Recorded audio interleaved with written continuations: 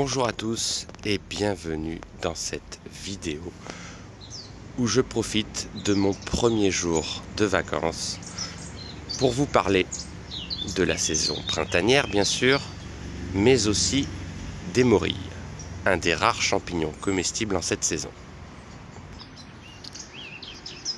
Ici je me retrouve vraiment au bord du village, donc on n'est pas du tout dans un endroit de forêt, de lisière de forêt ou de prairie. Là on se trouve tout simplement face à un talus qui est quand même assez incliné, et après avoir observé, analysé voilà, ces plantes qui y poussent, je me dis qu'il est possible de trouver, pourquoi pas, des morilles. La première chose que l'on peut faire avant d'analyser ensemble les plantes sauvages qui y poussent, c'est d'examiner la terre. Donc je vais en prélever entre les doigts et d'essayer de malaxer cette terre pour former un boudin. Voilà, donc je serre bien fort, vous allez voir. Donc la terre est humide. Donc il y a un boudin, petit boudin, mais on voit que la terre s'effrite très rapidement. Donc on est en présence d'un sol qui est plutôt léger. Donc ça veut dire que la terre est suffisamment bien drainée pour que l'eau s'écoule facilement. Donc je vais vous montrer maintenant quelques plantes sauvages qui sont propices au développement potentiel des morilles. Ici on est face à l'arôme tacheté. C'est une plante toxique dont il existe de nombreuses variétés. Donc celle-ci est tachetée, très facile à reconnaître. Voilà, on voit le motif blanc qui suit les intervénures des feuilles comme si c'était du calque, comme si on avait posé le motif blanc sur cette feuille. C'est très joli. C'est une plante qui est toxique et qui est un bon indice pour espérer trouver des morilles.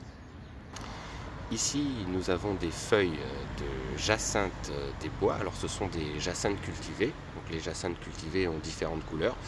Les jacinthes des bois sont de couleur violette. Voilà. Mais la jacinthe des bois est un très bon indice également pour trouver des morilles. Au passage, je vous montre une plante qu'il est utile de connaître puisqu'elle est comestible. C'est son bulbe que l'on consomme, qui ressemble à une noisette, c'est le Conobonium majus, la noisette de terre. Alors on la retrouve sur différents types de terrains, mais il est intéressant de la connaître.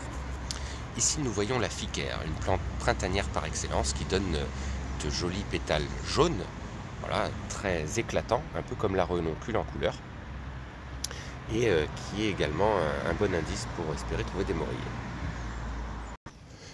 Une autre plante qu'il est très intéressant de connaître, c'est l'ail des ours. Voilà. Alors, il y a toujours un risque de confusion, car on pourrait la confondre avec une espèce très toxique, qui est très connue bien sûr, c'est le fameux muguet de mai. C'est vrai que les feuilles ressemblent beaucoup à celles du muguet, mais la principale différence qui permet à coup sûr de reconnaître cette plante, c'est de froisser quelques feuilles, de les porter au nez et de s'apercevoir qu'elles ont une odeur très forte d'ail. Non seulement c'est un bon indice pour repérer des morilles, donc il y a un tapis énorme, c'est très envahissant, mais en plus de cela, elle est comestible, on peut l'accompagner par exemple dans une salade ou en faire une sorte de pâte à tartiner que l'on étalera sur une tartine bien fraîche, c'est tout simplement excellent.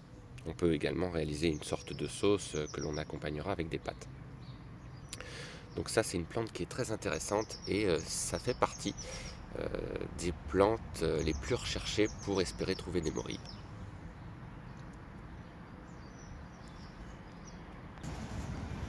Et on terminera cette vidéo par une plante printanière par excellence, vous l'avez reconnue, c'est la fameuse prime vert. Il existe de nombreuses couleurs, donc de nombreuses variétés.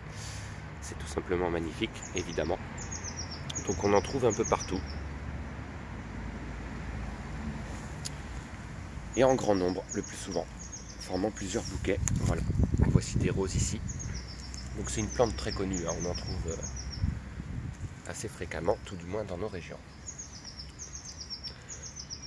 Donc voilà, dans notre région en Bretagne. Donc voilà, j'ai fait à peu près le tour concernant les plantes sauvages et la terre que nous avons vu en début de vidéo. Et je referai prochainement une vidéo concernant les arbres. C'est très important également parce que les morilles poussent sous certains arbres et pas d'autres. Donc j'espère que cette vidéo vous a plu. Donc si vous trouvez au moins 3 de ces plantes qui poussent au même endroit, vous avez effectivement des chances de trouver un jour des morilles. Donc je vous souhaite une bonne continuation dans votre balade et de belles découvertes. Bonne journée à tous.